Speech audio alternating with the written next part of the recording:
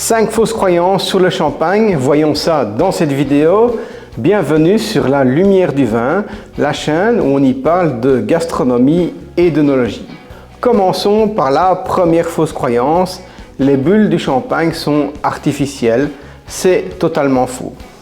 Le champagne est fait à base d'un vin tranquille, c'est-à-dire un jus de raisin qui a subi une première fermentation alcoolique et qui donne un vin sans bulles, c'est-à-dire un vin tranquille.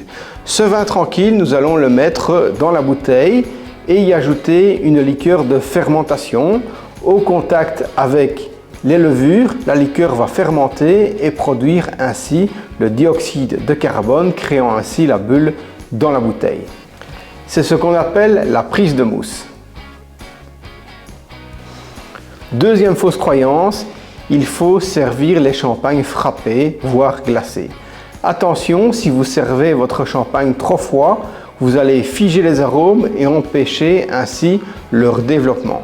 L'idéal est de rafraîchir votre champagne 1 heure à l'avance au frigo à une température de 8 degrés, de sortir la bouteille un quart d'heure avant de la servir, lui permettant ainsi d'arriver à une température autour des 12 degrés.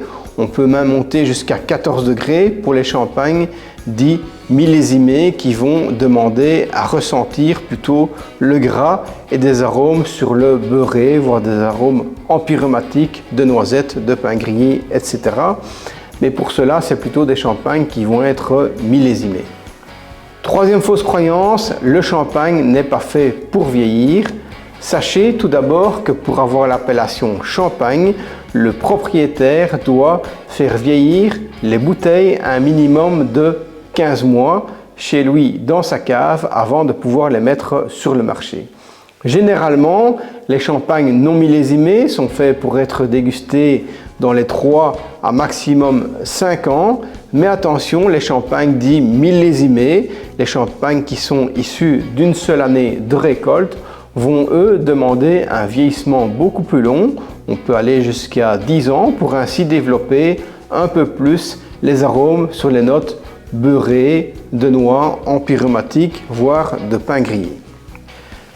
Quatrième fausse croyance, le champagne est issu d'un seul cépage, d'un seul type de raisin. Là aussi, c'est totalement faux.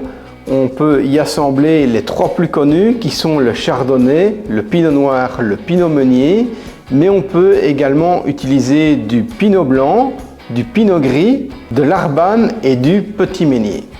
On peut donc ainsi totaliser jusqu'à 7 cépages différents pour faire du champagne.